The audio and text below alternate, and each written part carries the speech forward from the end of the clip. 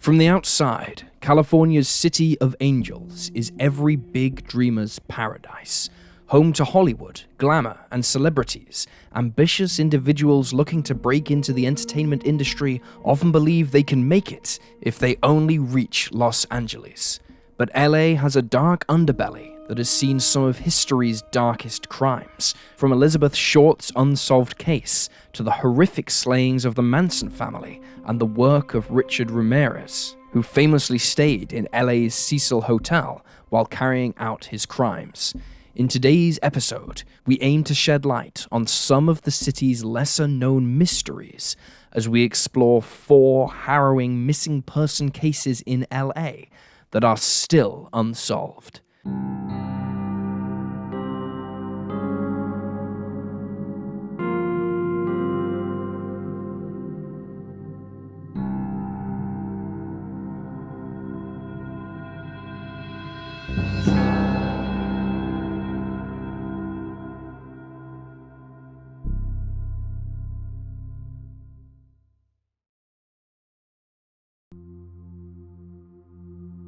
Angelique Emily James. According to family members, 4-year-old Angelique Emily James was last seen at her family's LA home on February 15, 1997.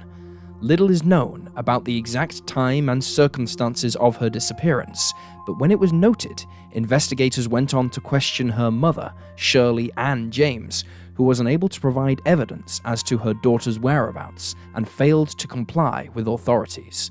In November, 9 months after the disappearance, Shirley was taken into custody after it was demanded that she show Angelique, but failed to do so. Unfortunately, the situation looked bleak. Angelique's 3 sisters had already been taken into care by the CPS after abuse allegations surfaced. Shirley has 4 other children outside of the 4 mentioned, one of whom, a 9-month-old daughter, died in 1992. Allegedly of sudden infant death syndrome. Shortly after her arrest, Shirley was charged with Angelique's presumed murder, plus 3 counts of child abuse and 2 counts of corporal injury to a child. The death of her 9-month-old daughter was looked into by homicide detectives, but no charges were filed. Investigators believe Angelique died between December 15, 1996 and March 1, 1997. In late 1997, authorities searched the garden of the family's home, hoping to find the remains of Angelique, and while a cadaver dog initially found a scent in the area, no evidence was discovered. Shirley pled not guilty to all charges laid against her in January of 1998, but later pleaded no contest to involuntary manslaughter in Angelique's case. Under this plea agreement, she was given a maximum sentence of 5 years. Angelique remains missing. Her body has never been found. She was 4 when she vanished from her family's LA home, and though the date of her disappearance is listed as February 15, 1997, she may have gone missing as early as December 15, 1996. Angelique is described as a black female with black hair and brown eyes. At the time of her disappearance, she was 3'6" and weighed around 40 pounds. She has burn scars on the top of 1 foot and a previous fracture on her left arm, which is visible by an X-ray. Due to a congenital skeletal abnormality, she has 1 leg and 1 arm shorter than the other. Angelique is presumed dead, but if she is still alive, she will be 31 years old in October. If you have any information about her case, you can contact the LA County Sheriff's Department at 323-890-5500.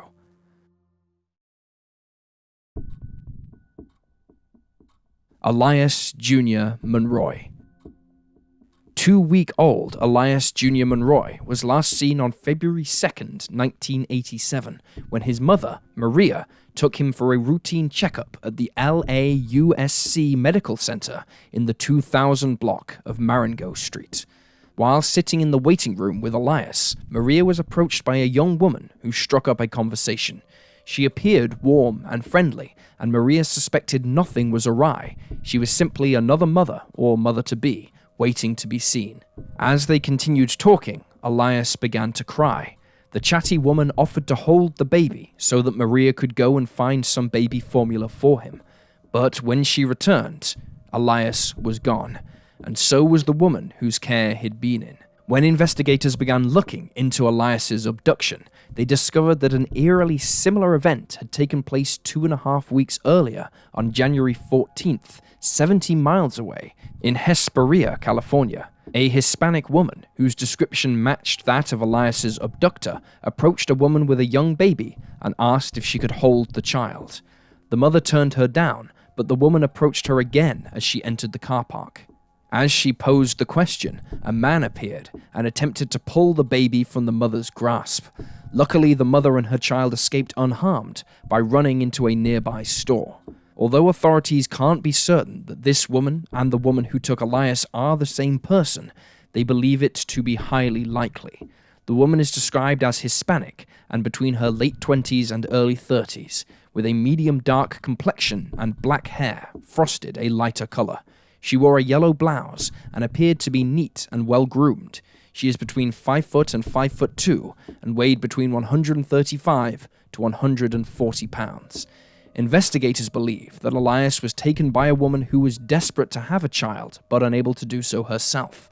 It is possible he has been raised in another family with no idea as to his true identity.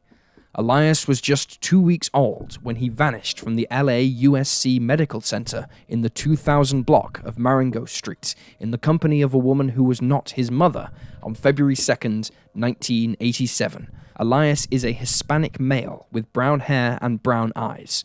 When he vanished, he was just 1'9", weighed 8 pounds, and was dressed almost entirely in white: a white long-sleeved shirt, a white knit sweater, white knit pants, white socks, and a belt.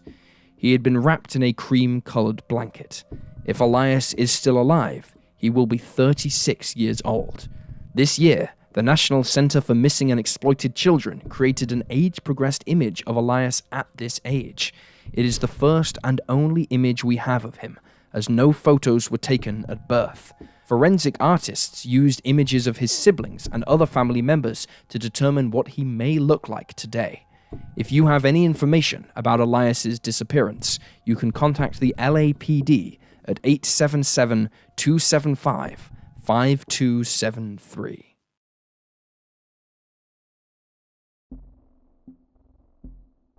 Crystal Ann Tymick. 6-year-old Crystal Ann Tymick was last seen on June 30th, 1994, between 2 and 5 p.m. According to her brother, Jeffrey, the siblings had been throwing peaches over the roof of a house, competing to see who could throw the farthest. They then ran back to their father's home in the 6000 block of Brinhurst Avenue after hearing their grandmother call for them. But when the 3 boys looked back, they saw Crystal wasn't with them. She has never been seen or heard from again. More than 100 police officers with the LAPD searched for the young girl in the surrounding neighborhood, but no trace was ever discovered. According to Jane Newman, Crystal's mother, several neighbors of the children's father, Mario Tymick, had seen her wander away from the property on numerous occasions. She was always returned to her father's home by a neighbor. Jane also stated that her daughter had talked about running away. Few developments came in Crystal's case in the subsequent years. In late 1995, there were reports that the 6-year-old was seen near the Corvallis County Public Library, and in early 1996, detectives in Corvallis, Oregon, asked for information from the public, but the lead appears to have gone nowhere. The following year, the owner of Wigginton's Plumbing Services put the pictures of several missing children on their trucks in the hopes of raising awareness of the cases and bringing answers, though none ever appeared in Crystal's case. In 2005, a home across the road from Crystal's was searched by over 100 members of law enforcement. They found bones in the property's crawl space, but these were soon discovered to belong to animals.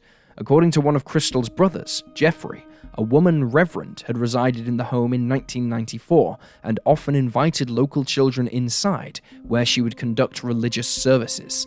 She didn't live in this property in 2005, and it's unclear what prompted investigators to search the building. Sadly, there have been no updates in Crystal's case since 2005. Her brothers, who were aged 12, 10, and 8 respectively at the time of her disappearance, are still searching for answers. her father still resides in the same house on Brynhurst Avenue. Crystal Ann Tymick was just 6 when she vanished from the 6000 block of Brynhurst Avenue on June 30th, 1994. She is described as a white female with dark blonde hair and hazel eyes. At the time of her disappearance, she was 4 feet tall and weighed around 60 pounds. She was last seen wearing a pink t-shirt, floral print shorts, and trainers featuring an image of a mermaid. If you have any information about Crystal's disappearance, you can contact the LAPD at 213-485-4175. Cecilia Elizabeth Newball and Rene Perez Jr. 32-year-old Cecilia Elizabeth Newball was last seen on September 20th, 1994 by her husband, Alfredo Newball. The couple had dated for 2 years before getting married, and shortly after tying the knot, Cecilia became pregnant. Alfredo last saw his wife in their apartment on September 20th, writing thank you notes for the gifts she had received during her baby shower. At this time, there were just 2 weeks to go before the birth of the new baby. Alfredo left for his afternoon shift as a nurse's aide and called Cecilia about 2.5 hours later. Strangely, she didn't answer, but he didn't think too much of it at the time, as he considered the possibility that she was visiting friends or family. As the afternoon became evening, though, Cecilia still failed to respond to his calls. He decided to leave work early and check that everything was okay with his wife and their soon-to-be-born baby. The first thing Alfredo noticed back home was that Cecilia's car was sitting parked on the street rather than in its usual spot in the building's secure car park. Inside the apartment, though, alarm bells began ringing.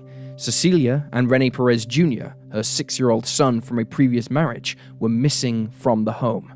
There were no signs of a struggle or a break-in, and no trace of either Cecilia or Rene. Nothing was amiss. It was as if the two had vanished into thin air. Inside Cecilia's Jeep, Alfredo discovered a goodbye greetings card. It was store-bought, and its design offered little information, but it was signed Cecilia. On the passenger seat sat her wedding ring and engagement ring. Bizarrely, none of Cecilia's or Rene's belongings were missing. Their clothes and other possessions remained behind, including Rene's glasses, which he needed every day. After making these findings, Alfredo called a friend of Cecilia's, who he believed might have the answers. Kevin Annabelle was his wife's closest work colleague, and Alfredo questioned him about her whereabouts over the phone, wondering if she was at work. Kevin, however, told him that Cecilia wasn't at work. He later recalled, "And he was unusually calm. If it were me, I would be screaming at the person I thought knew where my wife was. But I was more nervous and excited than he was." Alfredo later stated that the reason he was so calm was because he believed his wife would return to him, and that she perhaps just needed a few days to clear her head. The day after the disappearance, worried relatives of Cecilia's contacted the LAPD, who in turn reached out to Alfredo, who had not filed a missing persons report. Detective Alex Valadez spoke with Alfredo over the phone and noted that he didn't appear that concerned.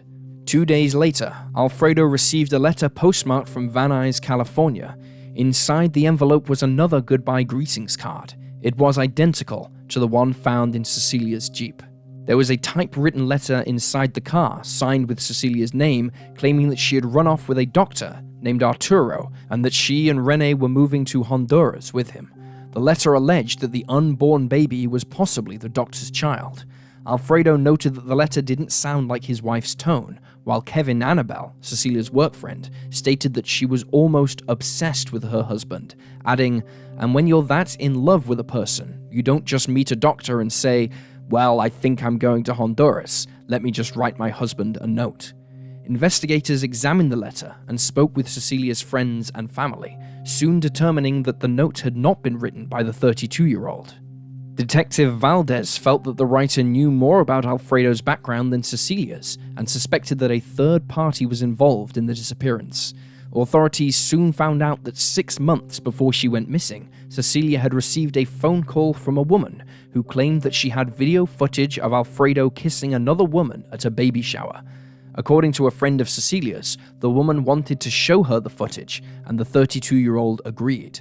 The woman said she would phone again to arrange a meeting, but the call never came, and little more was thought of this bizarre situation. It wasn't until a few weeks before she vanished that things began to stir again, when Cecilia was contacted by a woman identifying herself only as a co-worker of her husband's. She told Cecilia that his colleagues were going to give Alfredo a baby shower at work, and that she had some baby furniture that she wanted Cecilia to look at and choose from, but to keep it a secret because the baby shower was going to be a surprise. The friend of Cecilia's, to whom the 32-year-old relayed all this information, claimed that she had gone missing on the same day she was supposed to meet with the woman who'd called her about the baby shower. Before long, investigators had discovered that no baby shower had been planned and that the woman was not one of Alfredo's colleagues. It's unclear if the two calls were from the same woman or two separate individuals, and she, or they, have never been identified. Detective Valadez has expressed his suspicions of Alfredo, believing that even if he is not directly involved, he may know more than he is letting on. Alfredo, for his part, has maintained his innocence and believes his wife left him voluntarily. Alfredo and Cecilia had been married for a year at the time of her disappearance.